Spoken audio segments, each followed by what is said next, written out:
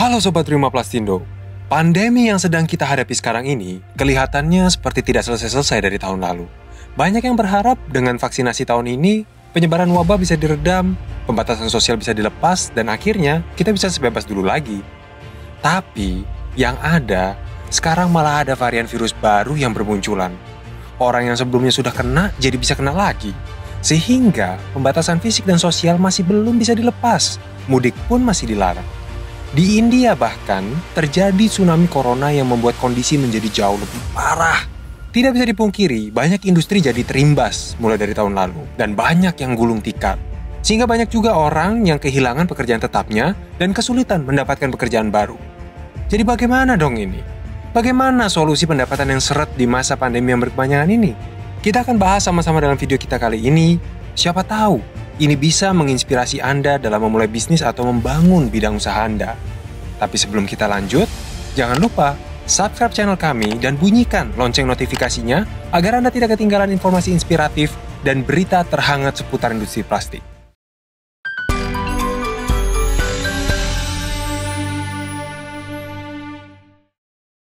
Di masa pandemi ini, banyak industri terpaksa mengetatkan ikat pinggang, merumahkan sebagian besar tenaga kerjanya. Jadi ada banyak orang yang mengalami pemotongan gaji sehingga pendapatan berkurang dan bahkan tidak sedikit kehilangan pekerjaan. Karena kebanyakan beraktivitas di rumah dan mencari pekerjaan baru sangat sulit, banyak orang jadi beralih menjadi pelaku usaha mikro kecil dan menengah atau UMKM di banyak aplikasi marketplace online seperti Tokopedia, Blibli, Bukalapak, atau yang lainnya, mencoba terjun memulai bisnis online. Asosiasi E-commerce Indonesia atau IDEA menyatakan bahwa lonjakan jumlah pelaku bisnis online ini cukup besar. Karena sampai Maret 2021 ini, jumlahnya sudah mencapai 4,8 juta. Padahal, pada akhir 2020 lalu, angkanya masih sebesar 3,8 juta. Nambah 1 juta pelaku bisnis hanya dalam jangka waktu 3 bulan saja. Bahkan, data survei dari Nielsen menunjukkan bahwa jumlah nilai transaksi saat Harbolnas terus meningkat dari tahun ke tahun.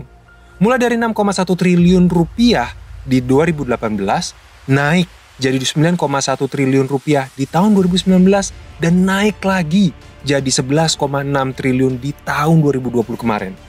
Di saat banyak industri lagi terlihat lesu, transaksi bisnis online malah terus menanjak. Kelihatannya akibat dari pandemi ini, budaya belanja masyarakat Indonesia jadi bergeser dengan cepat dari ranah konvensional ke ranah digital, membuat pasar digital jadi lebih ramai.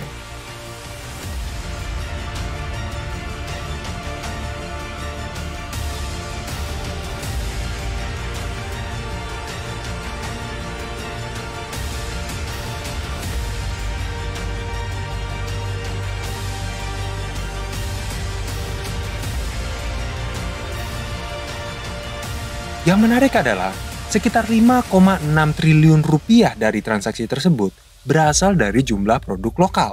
Yang berarti cukup banyak penjualan yang berasal dari UMKM lokal kita. Yang memang bisa kita lihat kalau kita buka aplikasi Tokopedia atau Bukalapak, banyak sekali produk hasil UMKM kita.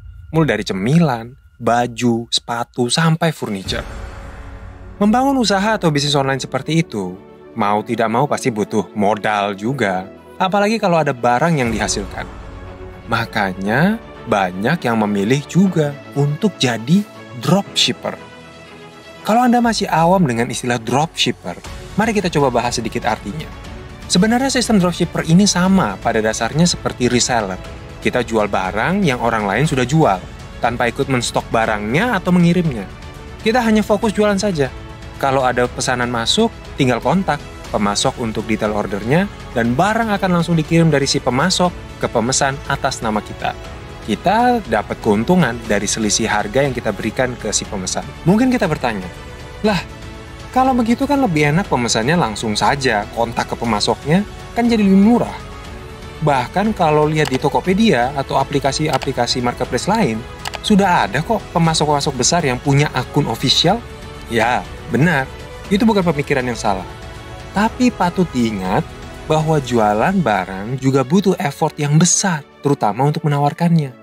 Dengan adanya para dropshipper bergerilya di berbagai channel dan platform media ini, para pemasok jadi lebih bisa terbantu di segi penjualannya dan jadi bisa lebih fokus pada pengadaan barang dan sistem layanan mereka sendiri. Itu sebabnya, kalau kita perhatikan di Tokopedia misalnya, harga yang dipasang oleh akun pemasok official biasanya masih lebih tinggi dibandingkan dengan akun-akun dropshipper.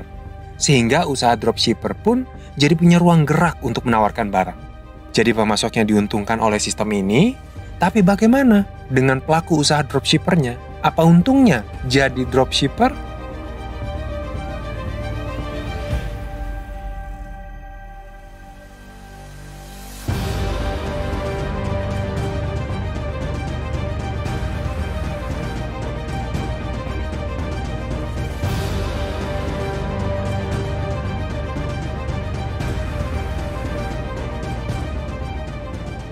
Modal kecil. Kita semua tahu, membangun usaha baru pasti butuh modal yang lumayan. Apalagi kalau ada proses produksi yang terlibat. Mulai dari biaya operasional, gaji karyawan, bahan baku produksi yang harus di-cover sebelum bisa mulai jualan. Nah, dengan dropshipper ini, modalnya kecil sekali. Kita tidak perlu siapkan modal besar, karena tidak perlu siapkan stok barang. Hanya perlu langsung meneruskan pesanan dan pembayaran dari pemesan ke pemasok. Keuntungannya langsung kita terima. Kita juga tidak perlu mengeluarkan modal untuk sewa tempat, toko, atau semacamnya. Hanya perlu laptop, tablet, atau handphone untuk memasarkan barang yang kita jual di berbagai media. Mudah dijalankan. Bisnis tipe ini lebih mudah dijalankan karena bisa kita jalankan walaupun hanya sendirian, tanpa dibantu banyak karyawan atau orang lain. Bahkan untuk konten seperti foto produk atau penjelasan, kita bisa langsung dapatkan dari si pemasok. Sehingga tidak perlu lagi melakukan sesi foto sendiri, kita juga tidak pusing dengan penyimpanan dan pengemasan. Banyak media sosial sekarang juga sudah punya sistem kampanye iklan digital yang sangat canggih dan mudah dijalankan. Ya, memang butuh dipelajari juga, tapi bisa kita lakukan sambil jalan. Dan banyak sekali tutorial dan para dropshipper sukses yang membuka kelas-kelas untuk bisa belajar sistem pemasaran dropshipper secara online. Lokasi dan waktu fleksibel. Dengan sistem bisnis seperti ini, Anda bisa melakukan penjualan dari mana saja. Yang penting, ada koneksi internet yang baik dan stabil. Dan kita juga bebas menentukan jam buka toko online-nya, tidak terpaku dengan banyak hal. Tipe bisnis yang ideal sekali untuk dilakukan selama kita melakukan pembatasan fisik dan sosial seperti sekarang ini. Pilihan produk yang variatif. Karena kita tidak perlu membeli dulu stok produk yang ada dari pemasok, kita jadi bebas memilih varian produk yang mau dijual.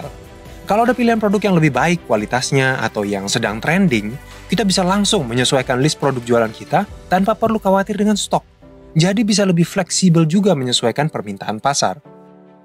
Jadi, ada cukup banyak keuntungan dalam bisnis dropship ini.